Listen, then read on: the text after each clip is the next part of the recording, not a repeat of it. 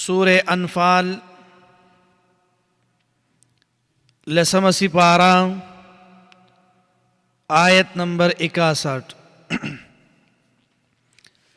अल्लाहुम्मा सल्लि अला सय्यिदिना व मौलाना मुहम्मद व अला आलि सय्यिदिना व मौलाना मुहम्मद व बारिक व सल्लि व सल्लिम अलैहि सुब्हानक ला इल्म लना इल्ला मा अल्लमतना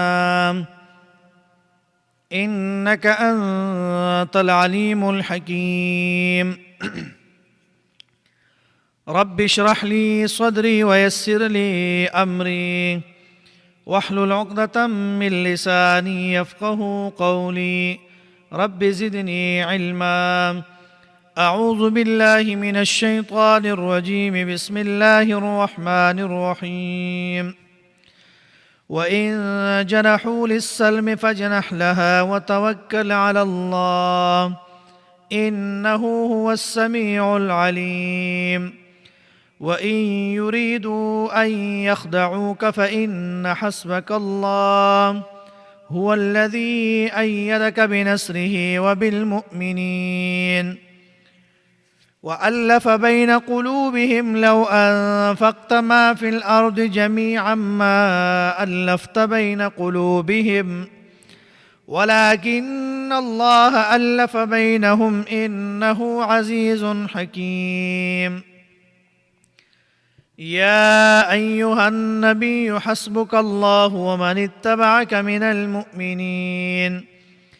या अय्युहन नबिय्यु हर्रिज़िल मुअ्मिनीन अलल क़िताल इन यकुम मिनकुम इश्रून साबिरून यग़लिबू मिअतैन व इन यकुम मिनकुम मिअतुन यग़लिबू अल्फ़म मिनल्लज़ीन कफ़रू बिअन्नहुम क़ौमुन ला यफ़क़हून। सदक़ल्लाहुल अज़ीम।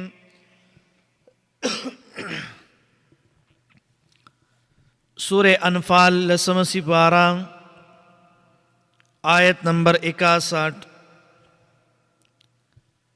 उज़दी ज़ैना अल्लाह जल्ल शानुहु फरमाई व इन जनहू लिस्सल्मि फजनह लहा व तवक्कल अलल्लाह।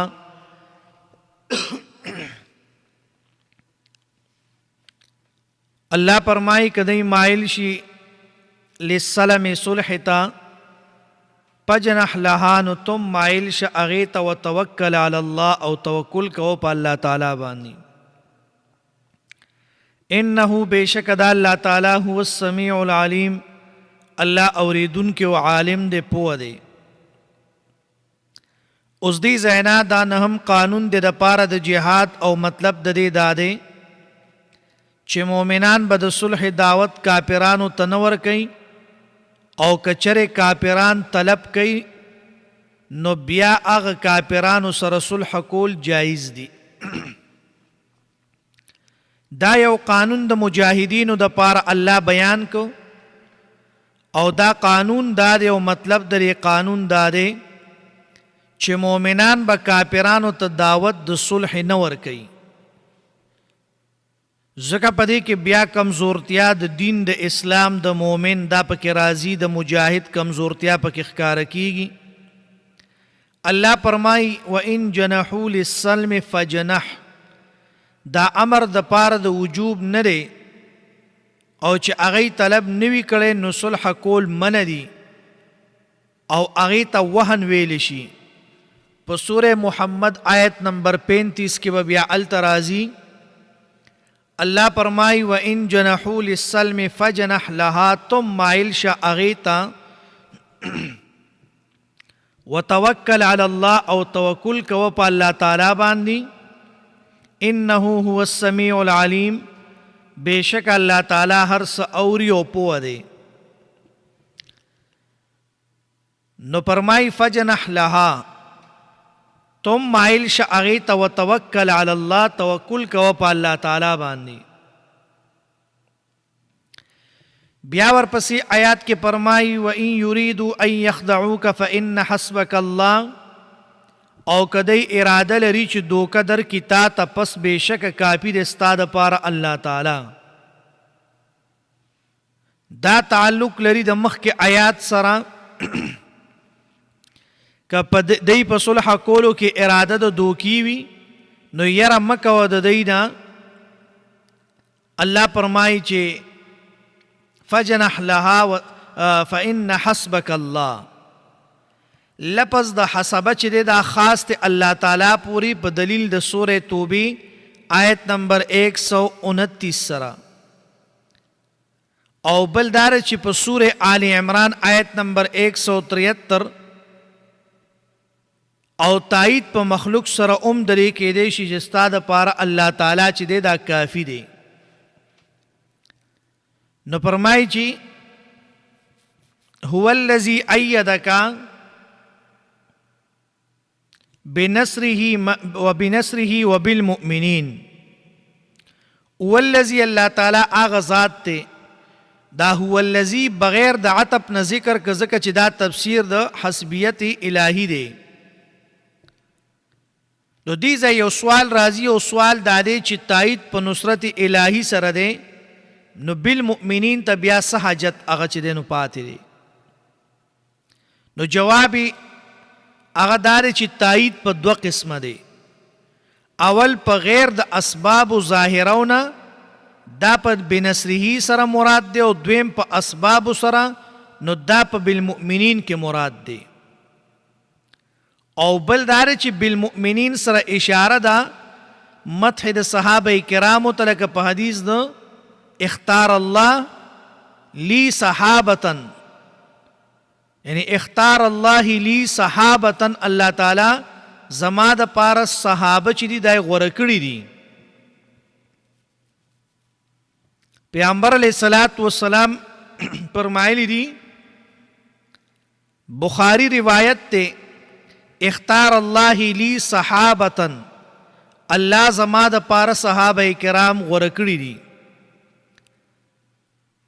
نو فرمایي چې هو الذي الله تعالی آغا ذات ته ایدکا چې قوي کړی ته بنصره په مدد خپل سره وبالمؤمنین او په ملګرتیا د صحابه کرامو سره. نو دې ځای هغه روایت چې راړي چې کم الته ذکر شوی دی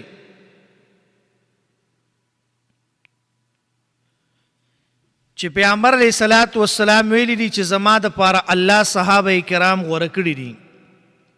بیا ورپسې آیات کې فرمایي وَأَلَّفَ بَيْنَ قُلُوبِهِمْ، او هغه الله تعالی الفت او مینا محبت دای پیدا کړل په منځ د زړونو د دی کې.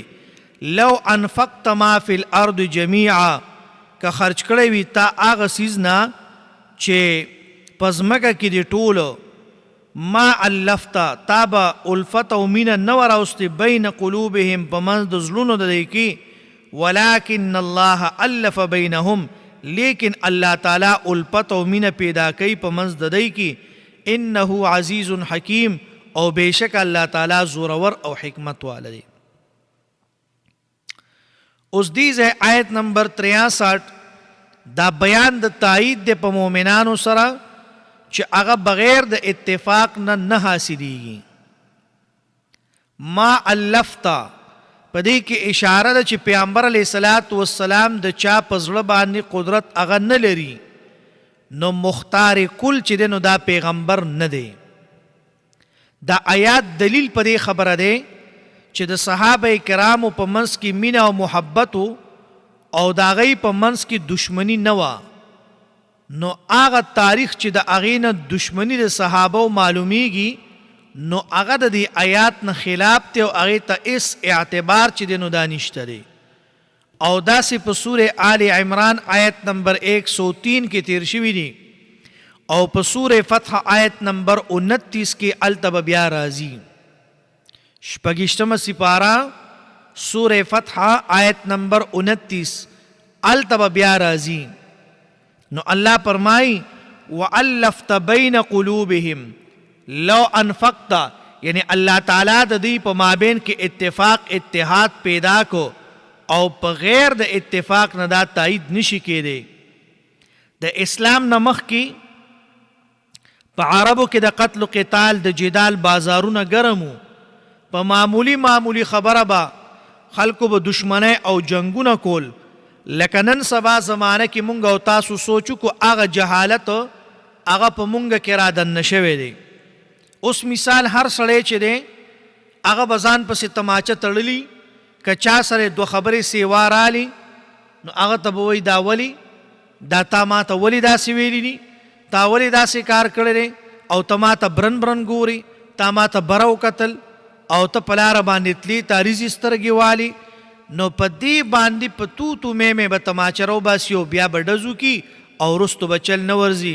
بیا به مینت هم کوي، زارای به هم کوي، جرګې به هم لیږي، پیسې به هم ورکوي، ننواتې به هم کوي، لیکن دې ته سوچ نه کوي چې دا زه نن ډس کوم نو سبا به د دې انجام به سي، سبا به د دې انجام سي. وختي مې کتل داسې جهالت په مونږ کې پروت دی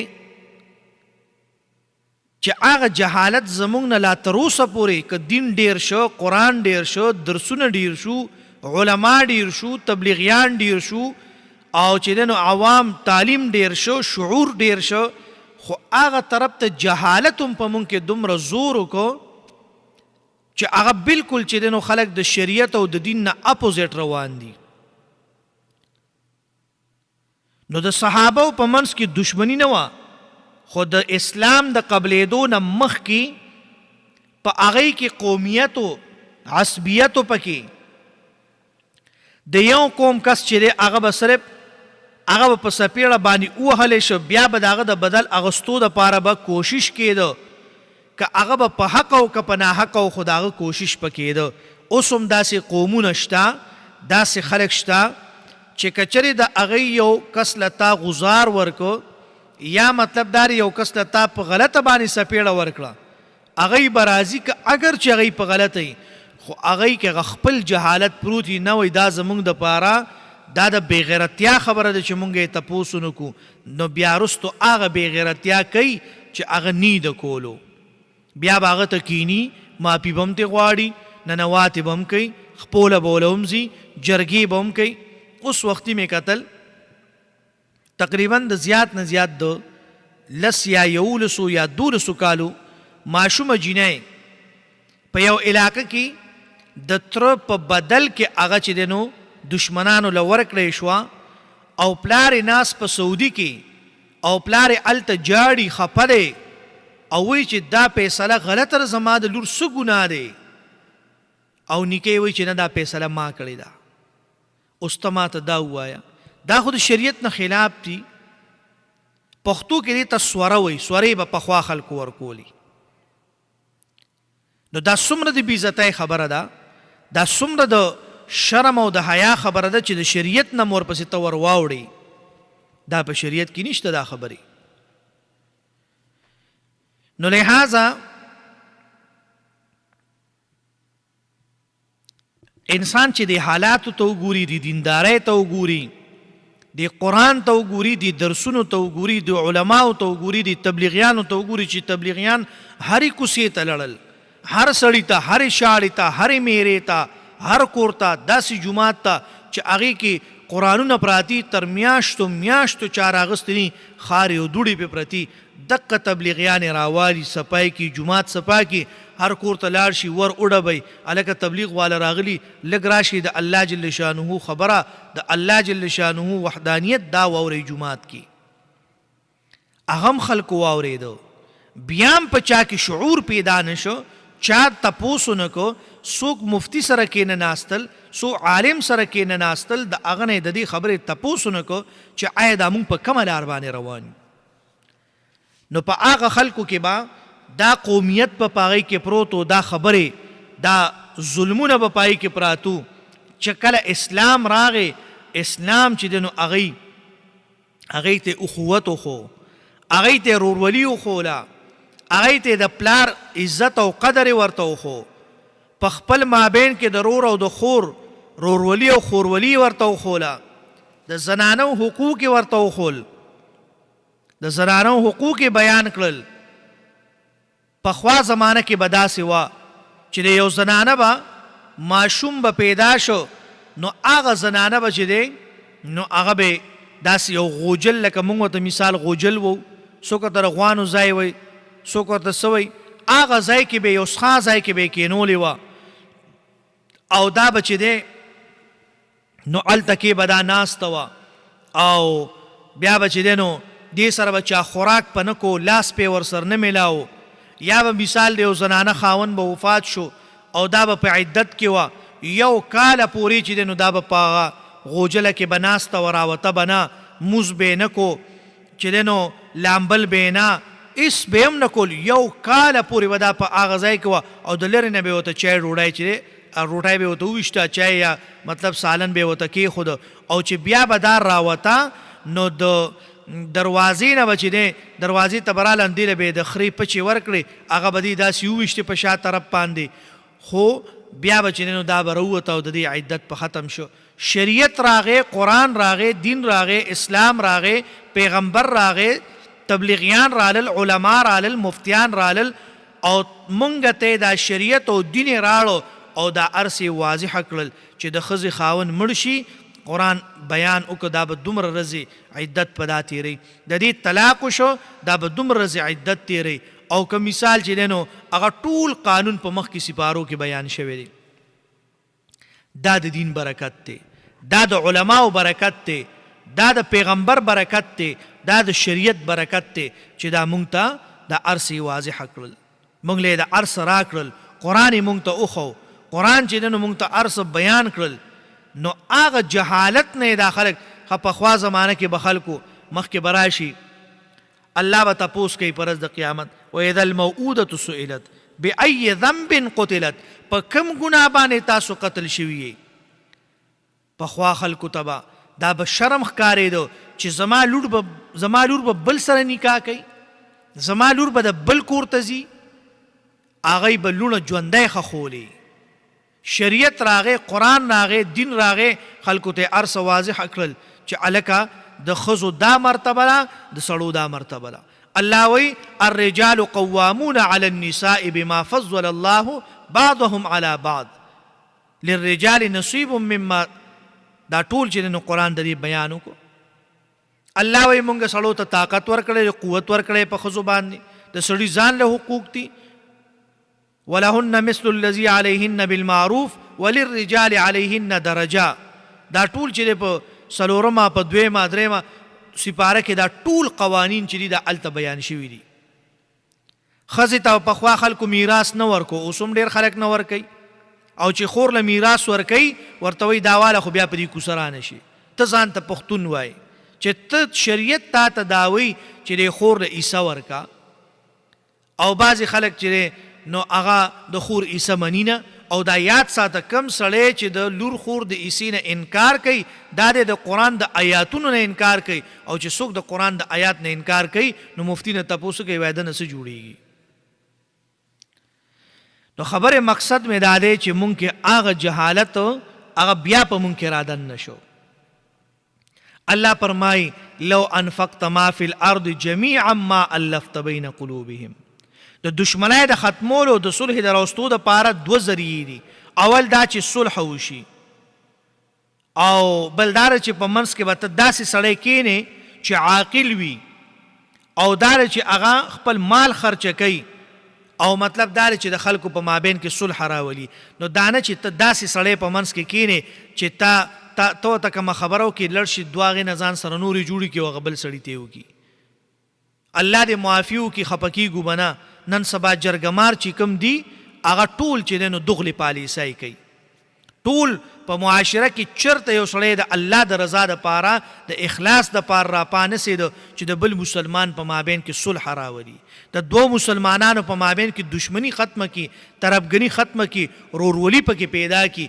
داسې څوک نشته هر سړی چې راپاسي د خپل مفادو دپاره هلکه تاله دا روغه کوم ته به ماله پکې څومره پیسې راکې هلکه ستا د طرف نه زه ځم ته به پکې څور راکې د یو نم مثال پیسې والي د بل نم والي او په مابین کې چې د نو صلح وشي هغه صلح څه موده بعد بیا په یو بل باندې ورشي او دشمني پیدا شي نو صلح کول صلح راوستل خو د دې په مابین کې داسې حکم داسې منځګړی هغه کینول چې د الله د رضا دپاره خبره کوي د الله د رضا دپاره د دوه مسلمانانو په مابین کې هغه رورولي پیدا کوي، صلح راولي، روغه کوي، داسې پیدا کول، نو داسې نن سبا الا ماشاءالله ډیر کم خلک دي. ولی که چېرې دا صلح صحیح وشي بیا به هغوی خوري څه، بیا به هغوی ته نه پره کم ځای نه میلاویږي. نو نن سبا د دې نه خلکو د جرګو نه کاروبار جوړ کړی دی. کاروبار جوړول نه دي پکار، ځان کې اخلاص پیدا کول پکار دي، او دې ته لږ سوچ پکار دی چې یو ورځ به د دې دوو دیوالونو منځ کې به سملم، ما نه به الله تپوس کوي. الله فرمایي والصلح خیر، صلح کې خیر دی، دا بهتر شی دی. مسلمان هغه مسلمان دی، مؤمن هغه مؤمن دی چې د لاس او د شر نه چې دی نو بل مسلمان محفوظ شي، دنه چاته خیر ورسی. کامل مؤمن مسلمان هغه دی، پیغمبر اسلام فرمای المسلم من سلم المسلمون من لسانه و یده، چې د لاس او د ژبې نه چاته ضرر نه رسی. او بیا ورپسې آیات کې فرمایي یا ایها النبی حسبک الله ومن اتبعک من المؤمنین، اے نبی کافی دی تا د پاره الله تعالی او د هغه چا د پاره چې تابعداري یعنی تابعدار د ستا دي، او من المؤمنین یعنی هغه څوک دي مؤمنان. آیت نمبر 64 دا لسم قانون دی د پاره د امیر چې توکل به په هر حالت کې دی، په چا باندې کوي؟ په الله به کوي، ځکه چې الله تعالی سره کافی دی. الله تعالی سره کافی دی. یا ایها النبی، اے پیغمبره، حسبک الله، کافی دی تا لپاره الله تعالی. اوس دې ځای کې یو سوال راځي، سوال دا دی چې دا خو تکرار دی، دا خو تکرار دی آیت نمبر 22 سره. الته حسبیت خاصه مرادو د پاره د دفع کولو د ضرر د دشمنانو. ګوره دی وی چې دا تکرار دی، نو جواب دا دی چې ګوره الته کې په آیت نمبر 22 کې حسبیت خاصه مرادو د پاره د دفع کولو د ضرر د دشمنانو نه، او دلته عام حالاتو کې حسبیت مراد دی. نو فرمای ومن اتبعک، دا عطب ته په کاب باندې، او یا مبتدا د خبر محذوب ته چې حسبهم الله، او سو کوئی چې دا معطوب ته په الله تعالی باندې، نو دا غلط قول دی، ځکه چې مخکې ذکر شوه چې حسبیت صفت خاصه ده د الله تعالی، نو په هغې کې شرکت چې دا ممکن نه دی. نو شیخ الاسلام علامه ابن تیمیه رحمت الله علیه بیا په دې باندې تفصیلا رد چې نو هغه کړی دی. دا کتاب کې وګورئ، هغه په دې باندې تفصیلا رد چې نو هغه کړی دی. نو فرمایي چې ومن اتبعک، دا هغه چا لره چې تابعدار دي ستا من المؤمنین یعنی مؤمنان. نو فرمایي چې تفسیر روح المعانی هغه چې نو حواله د علامه ابن تیمیه چې نو هغه راوړی ده. علامه ابن تیمیه چې دا حواله تفسیر روح المعانی علامه آلوسی رحمت الله علیه چې نو هغه ذکر کړی ده. نو هغه وی چې علامه سیبوی هغه وی چې وی چې کم سړی مطلب دا چې هغه یعنی د پیغمبر علیه الصلاۃ والسلام هغه تابعدار نی، نو د مؤمن هغه نشي کېدی، ځکه پیغمبر اسلام خپل په یو روایت کې هغه فرمایلی دي چې هغه سړی کامل مؤمن هغه نشي جوړېدی تر څو پورې چې د خپل مور پلار د اولاد د سیوا مینه محبت هغه ما سره نه کوي.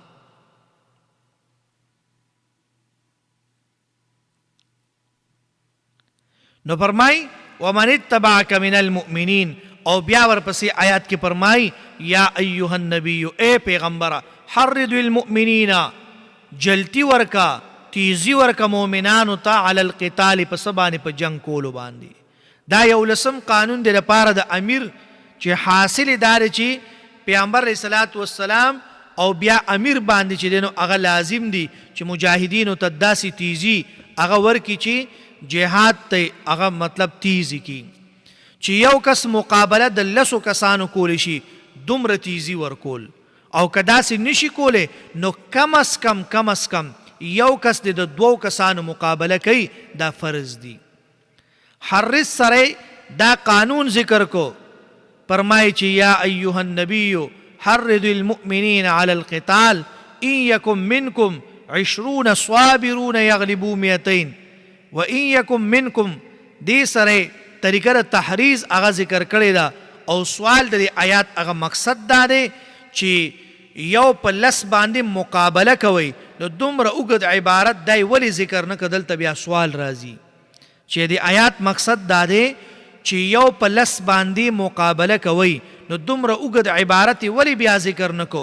نو جواب دا دی چې په ابتدا د اسلام کې د صحابه کرامو شمار چې دی نو دا کمو، نو اکثر سریې به دا به د شلو نه زیاتې تر سلو پورې تعداد باندې دا به مشتملې وي. نو فرمایي 20 کوي ستاسو نه شل کسان صابرون صبر کوونکي یغلبو چې غالب کیږي به 200 په 200 باندې. نو صابرون بعض علما وایي چې د دې حکم شرط چې هغه صبر دی او مراد د صبر نه هغه دا دی چې بدني قوي او سالم اندامونو والوي او زړه کلک او شجاعت والوي او دا شان ایمان مضبوط وي او پابند وي. نو د هغه قوانینو چې په دې صورت کې بیان شوي دي او هر کله چې یو پیرا دا صفت ذکر شو نو دویمې پیری د مئې سره یعنی مئات سره هغه ذکر کولو ته بیا حاجت هغه نشته دی. نو فرمایي ان یکم منکم 20 صابرون یغلبوا 200 وان یکم منکم 100 یغلبوا. او کوي تاسو یعنی کوي په تاسو کې 100 کسان یغلبو غالب کیږي با الفن په زرو کسانو باندې من الذین د کسان نه کفرو چې کافران دي بانهم په وجه دي قوم لا يفقهون دا داسې قوم دی چې دی نه پوهیږي. الله فرمای دا کافران داسې قوم دی چې دی نه پوهیږي. یفقهون چې دی دا سبب د غلبې هغه چې دی نو د مسلمانانو هغه دا دی چې کافرانو دی نه پوهیږي او مومن چې دی نو دا پوهیږي. او د پوهې نه مراد سره یعنی الله تعالی پیژني او عقیده دا چې زما د ټولو مجاهدات ثمره دا به ماته الله تعالی په آخرت کې راکوي، تاسو ماته څه نشئ راکولی. او که چېرې زه جنګېږم زه به د الهی کلمت الله دپاره جنګېږم، د الله د دین د سربلندۍ دپاره او د کافرانو د مغلوب کېدو دپاره د اسلام د غالب کېدو دپاره زه به خپل چې دی نو تن من او جان چې دی نو دا به زه قربانوم او د الله د دین دپاره به خپل ځان چې دی نو دا به خپل جسم دا به ټوکړې ټوکړې کوم. خو لیکن کافر چې دی نو دا به نور چې دی نو غالبیت ته دا به نه پرېږدم او دی به زه مغلوبه کوم. مسلمان په دې پوهیږي، مومن په دې پوهیږي او کافر په دې نه پوهیږي. کافر ته دام نشته چې زه جنګېږم په څه جنګېږم ولې جنګېږم او څه دپاره جنګېږم. او د مومن ته دا پته ده چې زما جنګېدل زما دا خوشحالي دا دایمي خوشحالي ده، زما دا مرګ اصل کې دا مرګ نه دی، دا زما ژوند دی.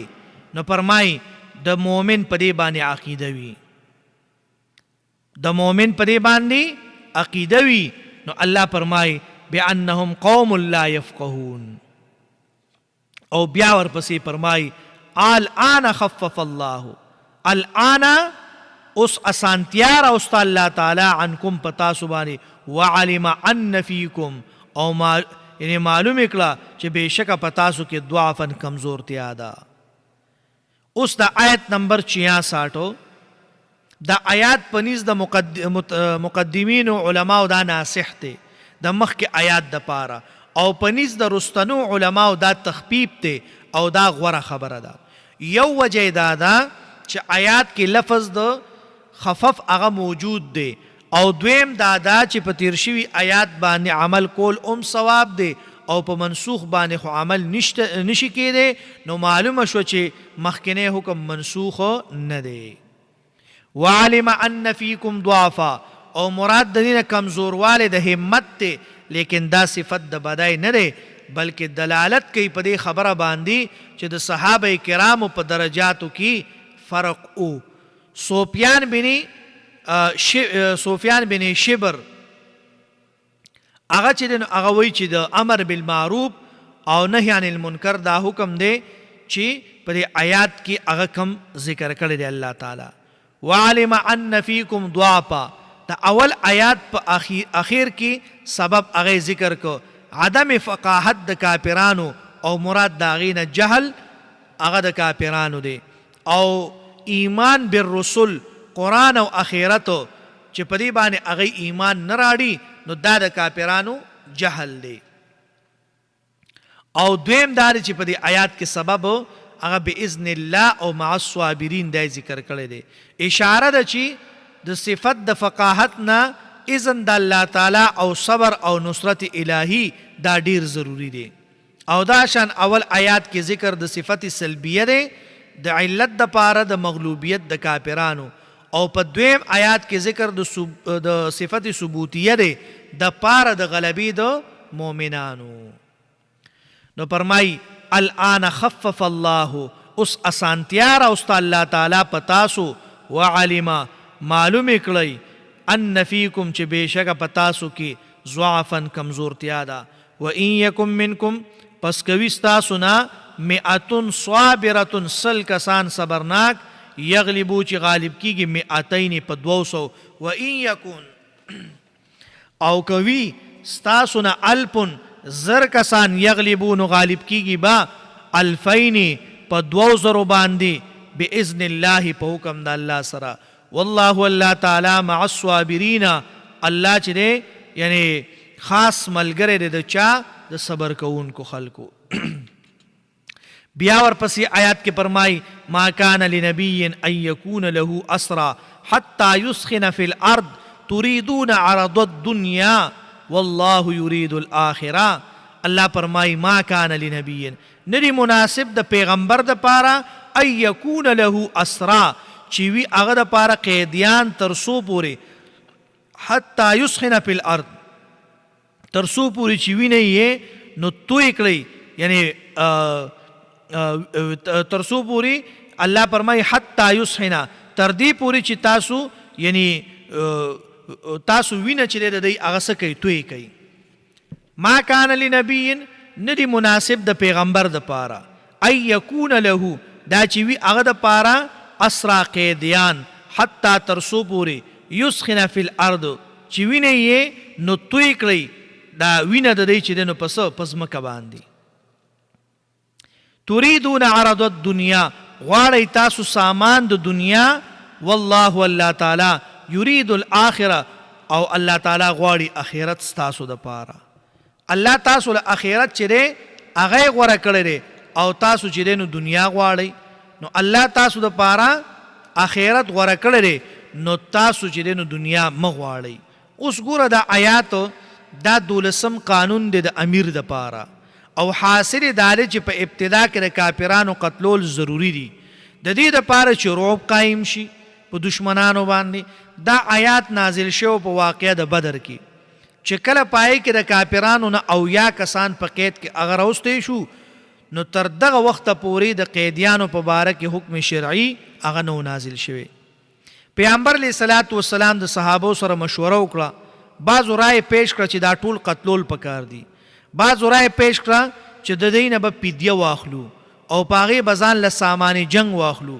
پیغمبر علیه الصلاۃ والسلام په دې رستنه رائے باندې اتفاق وکړو، دا غي نه فدیه هغه واغستی. نو دا آیات نازل شي چې دا سه کول نه دی پکار. لنبی دلته نکره راړه اشاره ده چې دا حکم ټول انبیاء ته اسرا داسې قیدیان چې په فدیه ورکول سره خلاصيږي بغیر د قتل نه.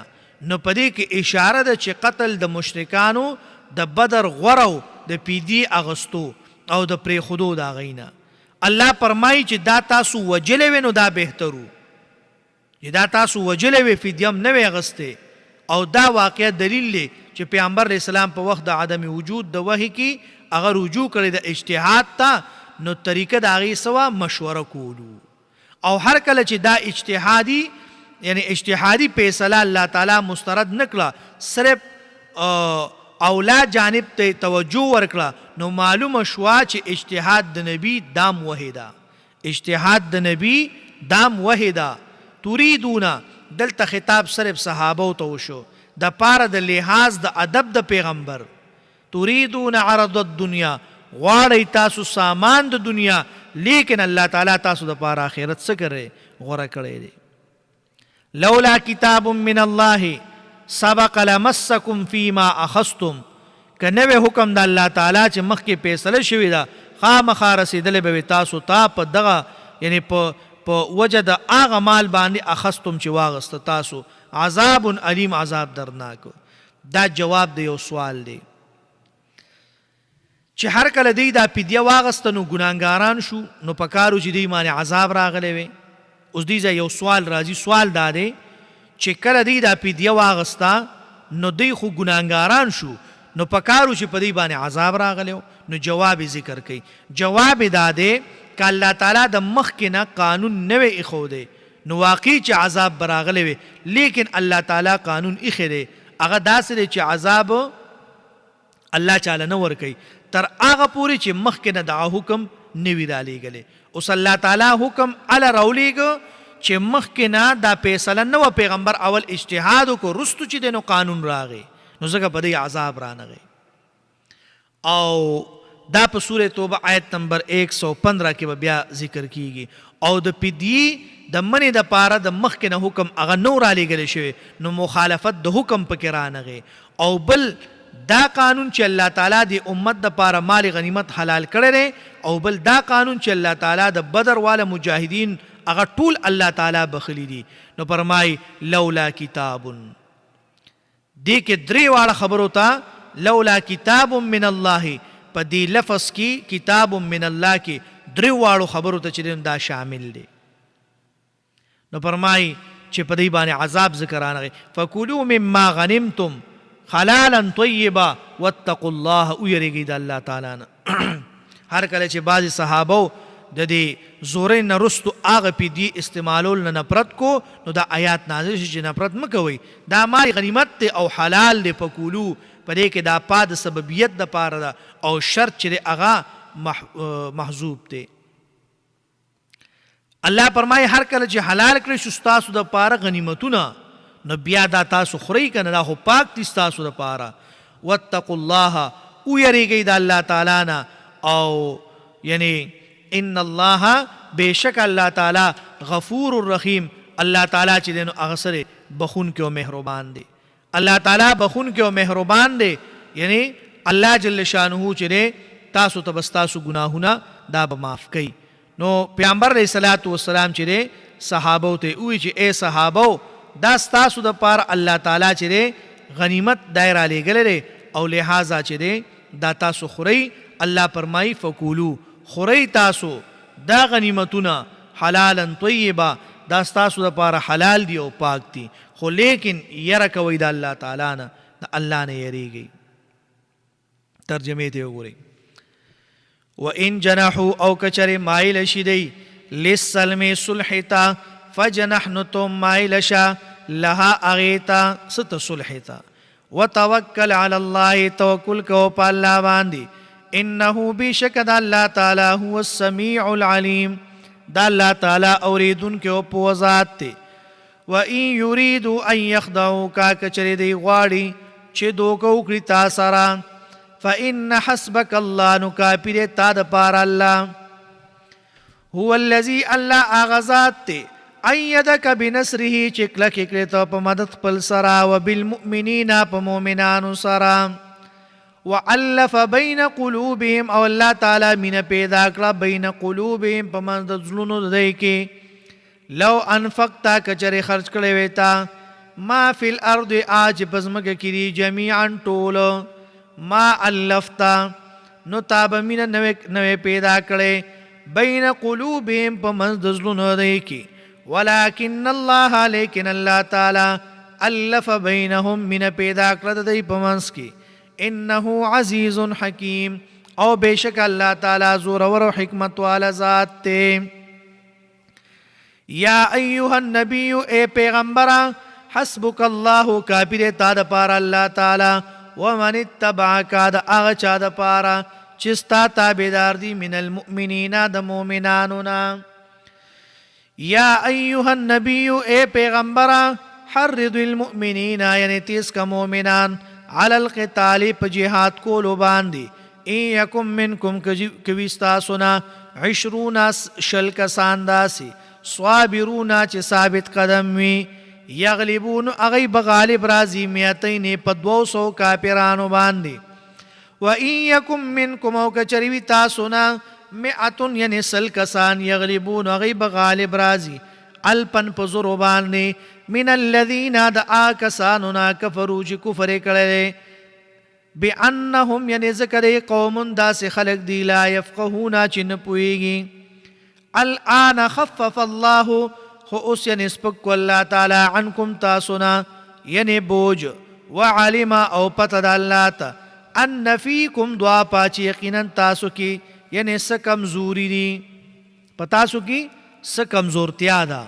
فإن یکم منکم کچریوی منکم ستاسونا 100 سل کسان صابرتن یعنی صبرناک یغلبون غالب بشی 200 په 200 باندې و ان یکن او کچریوی منکم تاسونا 1000 یعنی زر کسان یغلبون غالب بشی 2000 په 200 کسانو باندې باذن الله په حکم د الله سره والله الله تعالی مع الصابرین الله دې صبر کوونکو سره ما کان لنبی ندی مناسب د پیغمبر د پارا ای یکون له اسرا چوی اغه د پارا قیدیان حتی تر دې پوره یسخنا چې دی ویني توی کړی فل ارض پزماګه کې تريدون عرض الدنيا یعنی غواړی تاسو سامان مال د دنیا والله الله تعالی یرید الاخره غواړي الله تعالی اخرت یعنی تاسو د پارا الله اخرت غوړه کړی دی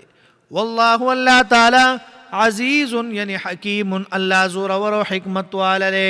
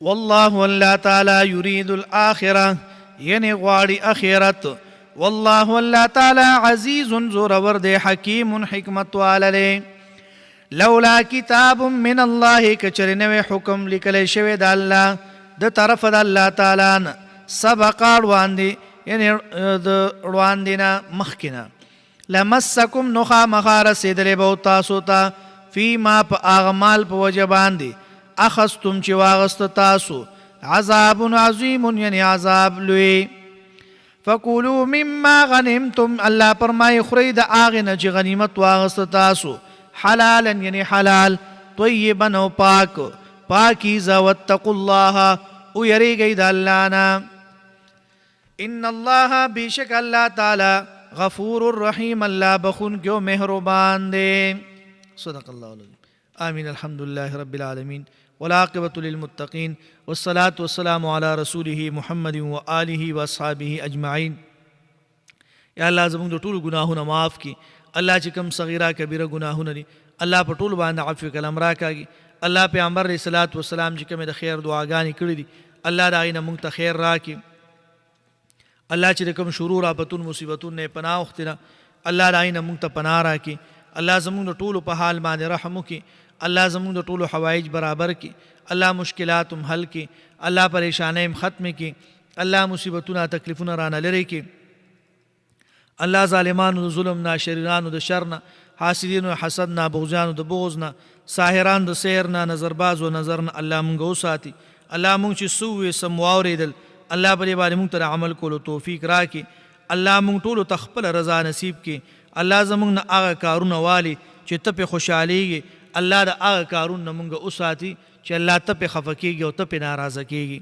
الله د هغه کارونه نه مونږ وساتي چې ته پې خفه کېږي او ته پې ناراضه کېږي. الله زمونږ د ټولو حوایج برابر کړي. مشکلات هم حل کړي. پریشانۍ هم ختم کړي. مصیبتونه تکلیفونه رانه لرې کړي. وصلی الله تعالی علی خیر خلقه محمد و آله و اصحابه اجمعین برحمته.